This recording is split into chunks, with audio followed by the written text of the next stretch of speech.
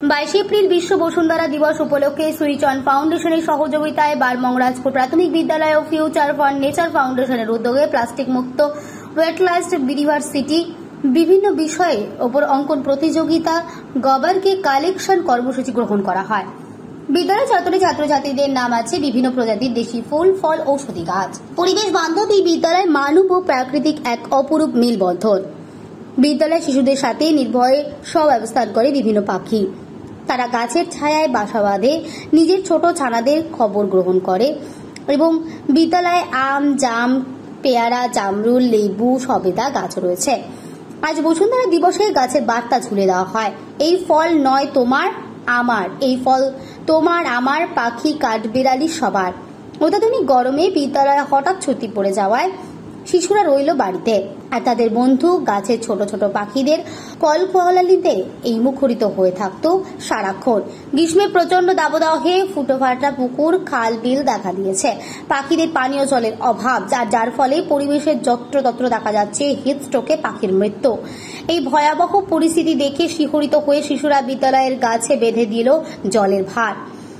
প্রতিজ্ঞা করলো প্রত্যহ সকালে বিদ্যালয়ে এসে গেছে বেঁধে দেবে জলের ভার।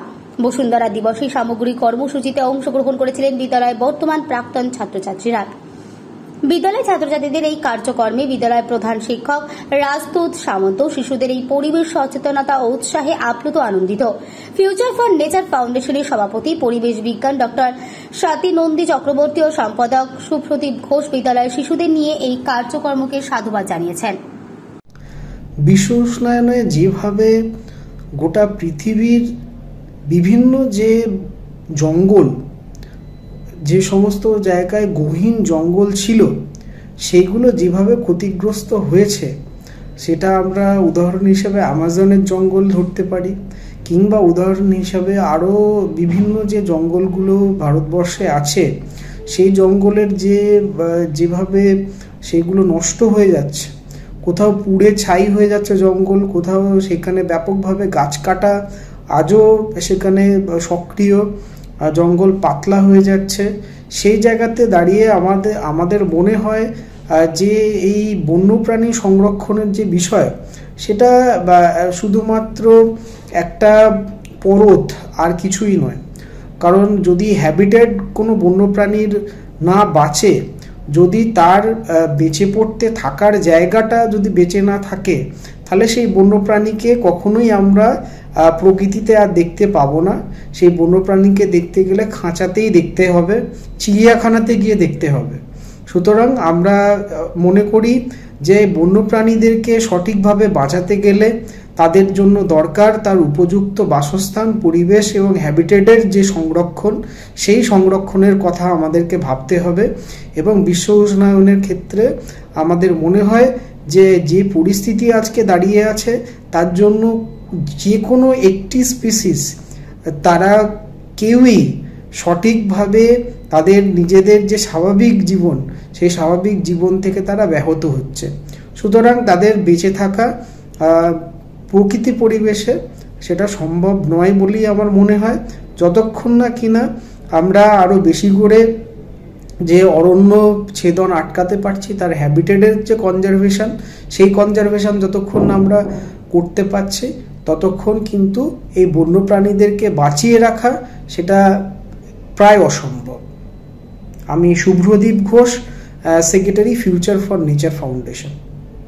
বর্তমানে বিশ্ব উষ্ণায়নের এই ভয়াবহ পরিস্থিতিতে বন্যপ্রাণী সংরক্ষণ একটা বিরাট চ্যালেঞ্জের বিষয় হয়ে গেছে। কারণ বন্যপ্রাণী সংরক্ষণ করলে আমাদের পরিবেশের বাস্তুতন্ত্র তবে সুষ্ঠুভাবে বজায় থাকবে।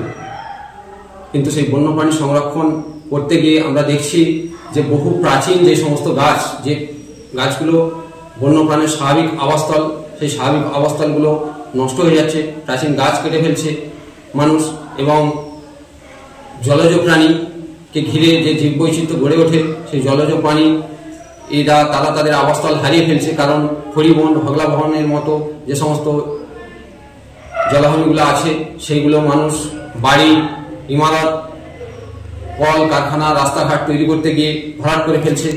আমরা বিদ্যালয় থেকে, বিদ্যালয়ের ছাত্রছাত্রীদের মাধ্যমে এবং বিভিন্ন পরিবেশ সংগঠনের মাধ্যমে যুক্ত হয়ে এই সমস্ত প্রাচীন গাছ মানুষ যাতে না কেটে ফেলে এবং জলাভূমিগুলো যাতে ভরাট করে কল কারখানা, বাড়ি, রাস্তাঘাট এই সমস্ত গুলো না করে, সেই জন্য আমরা সচেতনতার কাজ চালিয়ে যাচ্ছি।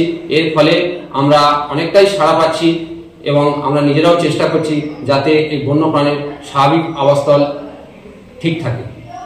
আমাদের স্থানীয় গাছ নারকোল, বট, অশ্বত্থ এই গাছগুলি সংরক্ষণ করতে হবে এবং গাছ কেউ যাতে না কাটে তার দিকে দেখতে হবে এবং গাছ আরো বেশি পরিমাণে লাগাতে হবে এবং জলাশয়গুলি রক্ষা করতে হবে যাতে কেউ না ভরাট করে ফেলে, যেমন গোবর, বনরে ইত্যাদি, এবং এ থেকে আমরা গরমের হাত থেকে অনেকটাই রক্ষা পেতে পারি।